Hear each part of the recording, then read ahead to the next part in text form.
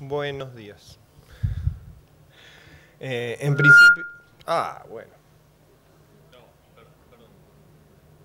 Hola, hola. Antes de arrancar, ¿quieren venir un poquito más adelante? Así no Sí. estamos tan lejos. Y somos poquitos y así se hace un poco más ameno la charla. Gracias. Los últimos son los que van a pagar el almuerzo. Vamos a hacer la corta, porque si no... Hay algunos que yo conozco que se sentaron en la primera fila por la duda, ya conocen él. Para no pagar.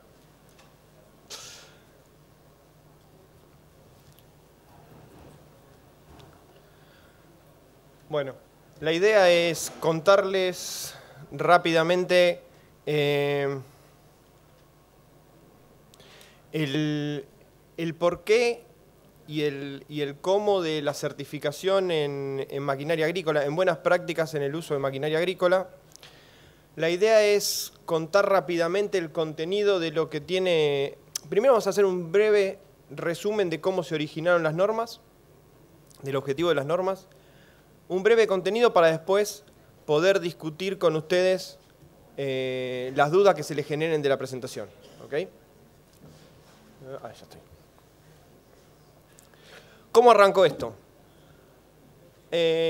Tanto APRESID como CASAFE tenían documentos relacionados con las buenas prácticas en el uso de maquinaria agrícola. APRESID tenía el documento de buenas prácticas para contratistas, en donde cubría las tareas de pulverización, siembra y cosecha, y CASAFE tenía el documento de pulverizadoras OK, obviamente orientado a la parte de pulverización y a las buenas prácticas en pulverización. Entonces, la idea era generar una sinergia entre todos los documentos y salir al mercado con un documento que tuviera las bondades de todos. Y la forma que se decidió es hacer una norma, y una norma, el organismo que genera las normas en Argentina es el IRAM, entonces ahí es donde intervenimos nosotros, como coordinadores en la elaboración de normas. ¿En qué consiste hacer una norma? Es juntar, convocar a todas las partes interesadas y buscar el consenso en los requisitos que lleven a la buena práctica, en este caso, de la realización de labores agrícolas. Entonces, no solamente participó CASAFE y APRESID como dadores de los documentos y conocedores del tema, sino que se convocó a muchas instituciones, dentro de las cuales ustedes pueden ver que está representado el sector de producción, APRESID por un lado, CREA por el otro, el sector de investigación, el INTA, la facultad, los consumidores de la norma, en este caso, ¿quién van a ser? Los contratistas. Los contratistas o los productores agropecuarios, porque no está orientada solo a contratistas, sino también a los productores de establecimientos agropecuarios que tengan su propia maquinaria. Entonces, la idea de las normas es que todos los actores de la cadena participen y por consenso se llegue a decidir cuáles son las mejores prácticas para las labores. Así se genera la serie de normas IRAM 14130, que tiene que ver con buenas prácticas en labores agrícolas, y cubre los intereses de los sectores y tiene, por el momento, 5 partes.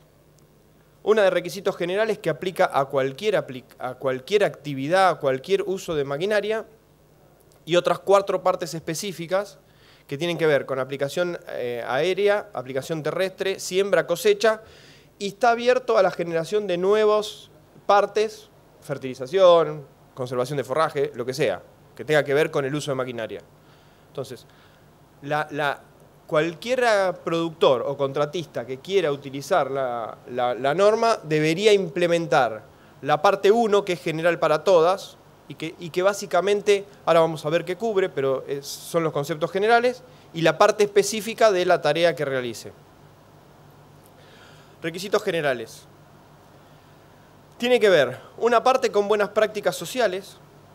De más está decir que cualquier norma que se publique toma como base el cumplimiento de la legislación. O sea, la norma te pide más que la legislación.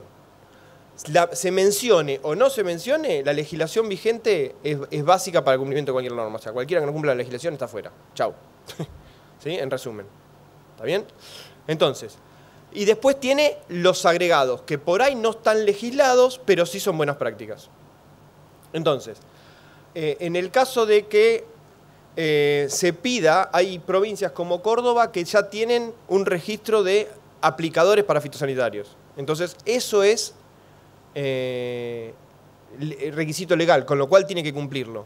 En los casos en donde no haya, lo ideal sería que se fuera orientando a una capacitación específica para el buen desempeño de la tarea del aplicador, del que realiza la siembra, del que realiza la cosecha, etc. ¿Está bien? El uso de los equipos de protección personal es básico y es básicamente que no se usa en el campo. ¿Sí?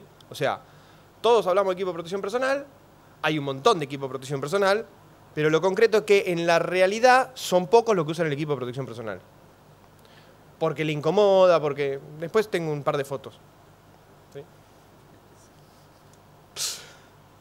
El otro punto que toma es capacitación y competencia.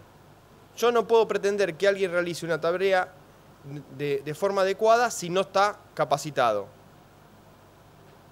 Y la capacitación no necesariamente es competencia. Y para que realice tiene que estar capacitado, pero tiene que ser competente. Porque si lo capacitó y se sentó, pero después hace como se viene haciendo hace 20 años, sí, tiene un registro de capacitación, pero no es competente. ¿Se entiende? O sea, la competencia es llevar a la práctica la capacitación.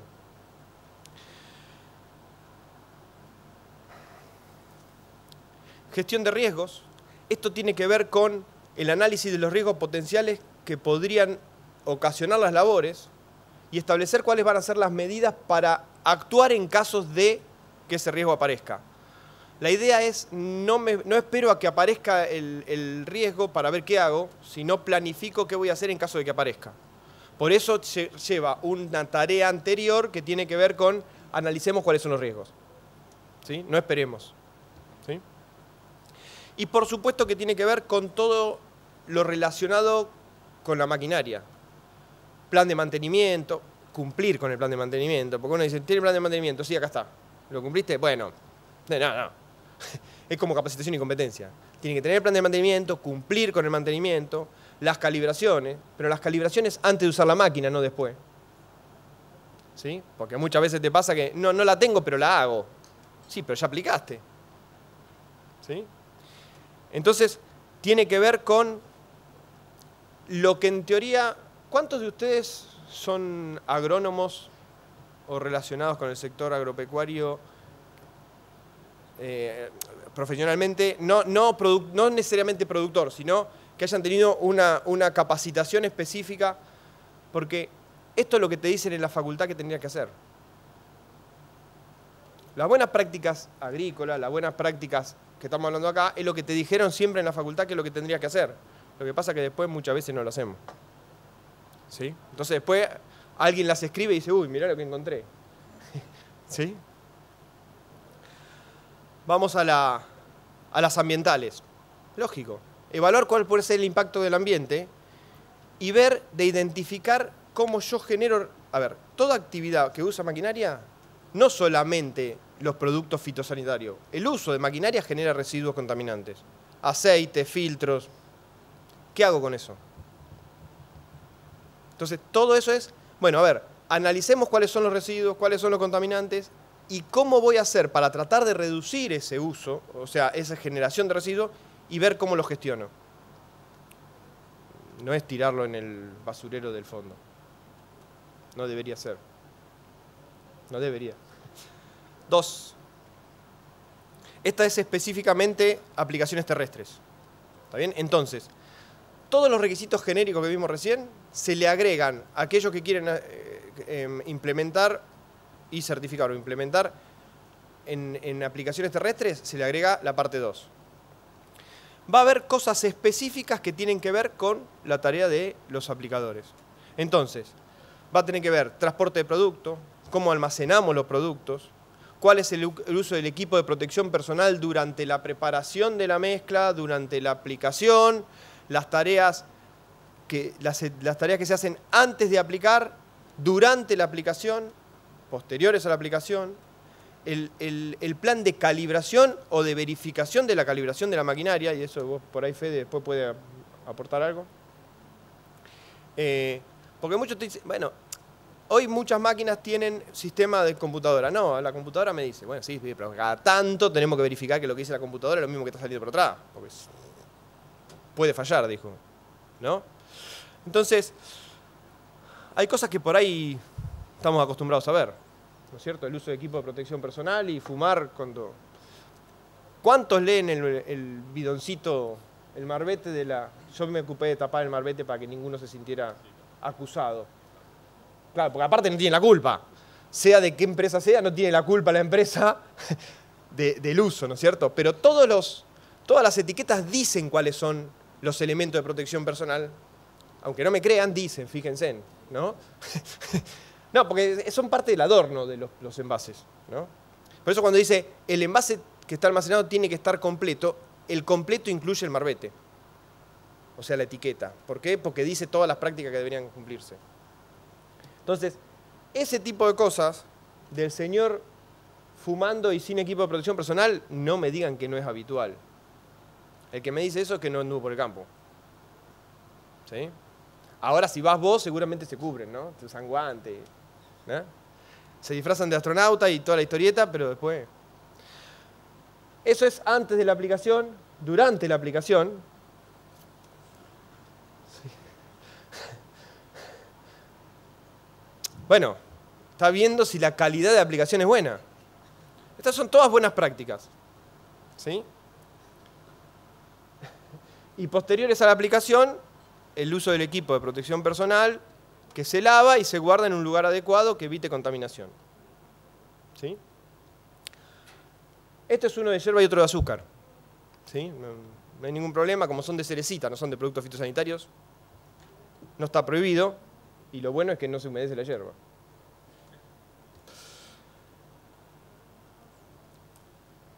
Gestión de envases, aplicaciones seguras, uso responsable de los recursos hídricos. Esto que está amarillo acá, cae de acá. La historia de esa foto es que como la válvula antirretorno de esa máquina no funcionaba, o por el riesgo de que no funcionara y contaminara la sequía, que es de donde toman agua, pusieron una bomba externa sumergida. ¿Está bien? O sea, esa es la práctica que se decidió. Ahora, supuestamente la capacitación existió, pero la competencia no. Porque la bomba funcionó, pero se olvidaron de decirle al fulano que está acá, y no se ve en la foto, está fumando, por supuesto. Se olvidaron de decirle al fulano que tiene que apagar la bomba antes que desborde la máquina. Porque si no, el riesgo de contaminación es exactamente igual o peor. Entonces, cuando se implementa una corrección, hay que ver la eficiencia o la eficacia de esa corrección. Porque si no, todo bien. Compramos una bomba y no tengo el problema del antirretorno. Pero si después el fulano la deja prendida y vuelca todo, hubiéramos dejado el antirretorno. Hay muchos casos de contaminación de agua, de bebida, porque a ver, ¿de dónde sacan el agua? De los molinos. Y en general hay vacas que toman agua del molino y ha habido casos de muerte de animales por contaminación. Entonces, son todas buenas prácticas que hay que contemplar en el momento de la aplicación. Después viene todo lo que tiene que ver con el funcionamiento de la maquinaria, ¿sí? Con el estado de la maquinaria, que no existan pérdidas, ¿sí? Que se puedan cortar las secciones, que la calibración de los picos sea homogénea a lo largo de toda la barra, no que cada uno tire lo que quiera, pero en promedio me da, ¿sí? Cualquier cosa. ¿Está bien?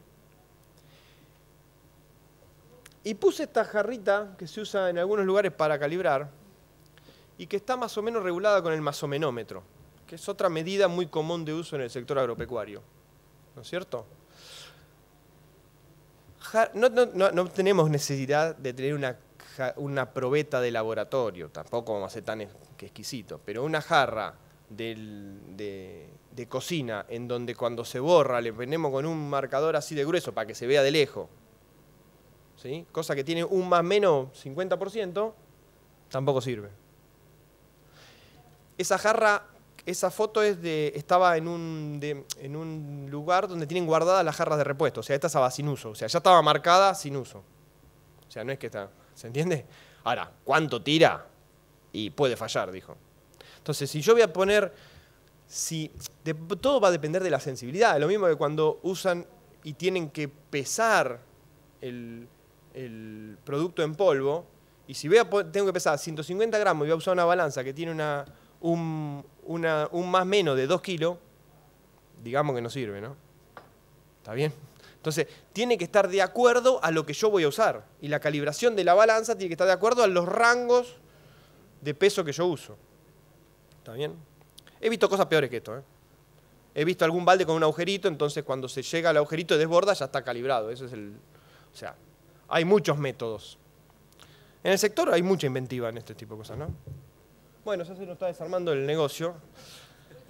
Claro, sí, esto está calibrado, ¿eh? Esto está calibrado. El último día se empieza a guardar con las paredes. El piso está, ¿no? Tranquilo, tranquilo que se... Bueno, aéreas. Básicamente las aéreas van a tener muchas cosas que tienen que ver con la aplicación sanitario terrestre, ¿sí?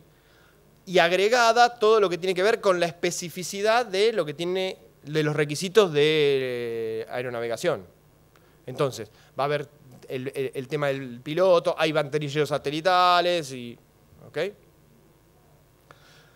Hay un tema también del combustible de los aviones, de los depósitos de combustible, de los depósitos de cómo manejan el fitosanitario, de cómo los guardan. Siembra. Esas son dos fotos de siembra de... Esto es una sembradora que se ponía del año de la escarapela, ¿no?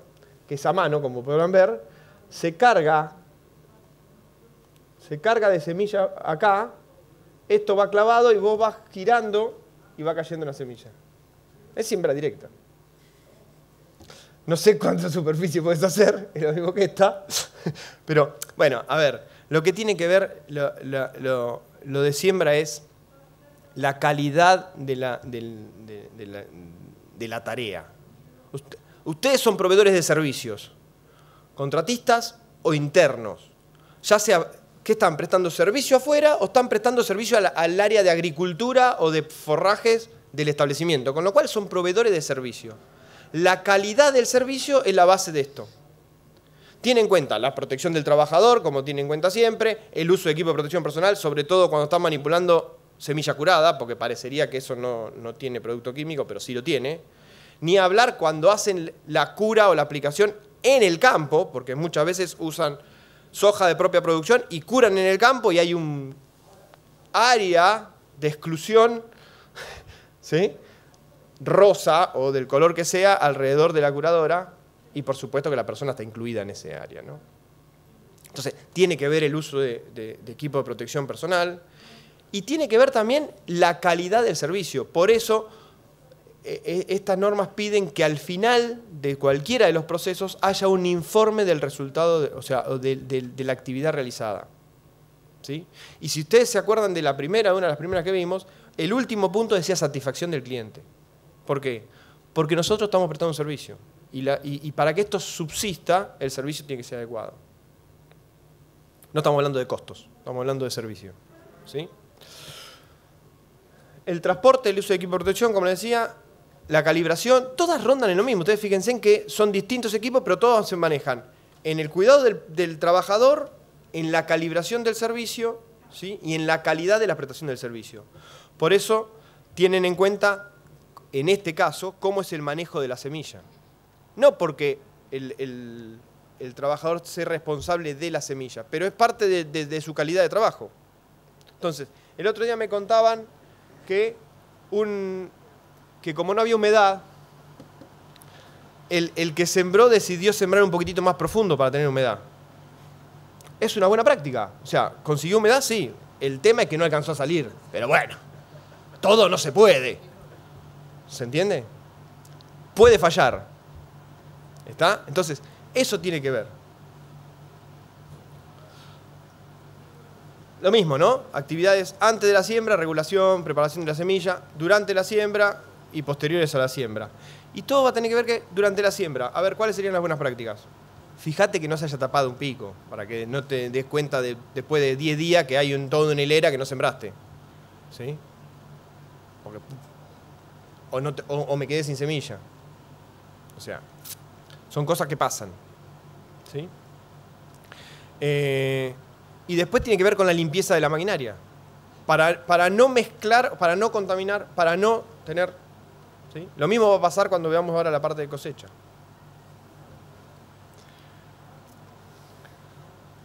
Calibración, lo que hablábamos, ¿no? Uso de equipo de protección personal. Porque a veces dicen, ¿y qué equipo de protección personal necesita el que está dedicado a la siembra si no aplica producto fitosanitario? Y cuando abre la bolsa de semilla curada, ¿qué? Después igual se limpian el pantalón, ¿no? Porque es parte. Cosecha. A ver, la cosecha es el último eslabón de todo el trabajo de 8 meses. O 9, o 10, o... Una mala cosecha. ¿Sí? Entonces, ¿qué va a tener en cuenta?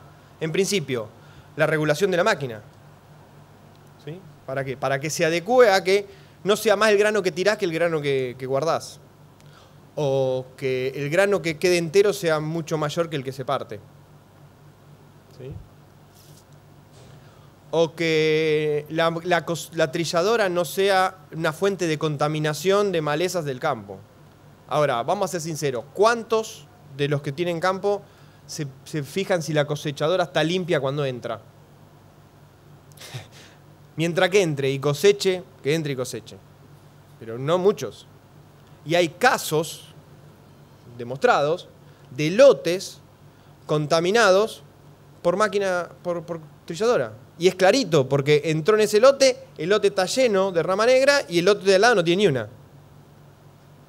Bueno, ganaste una planta, si lo querés ver así, el día que la rama negra sea comercial. Mientras tanto, ganaste un problema. Pasa. O sea, entonces, sé que es engorroso agarrar y revisar y qué sé yo, pero bueno. La idea de esto es que el que cosecha limpie la máquina antes de irse, con lo cual, si cosechó y hay malezas en tu campo, te quedaron a vos. Y el otro no tiene el problema. Y esa máquina, si viene haciendo eso en todos los campos, cuando entró en el tuyo tampoco lo debería tener. ¿Se entiende? Bueno, la regulación lo hablamos. ¿Vos me vas haciendo, Tano? Sí, bueno, me falta. Dale.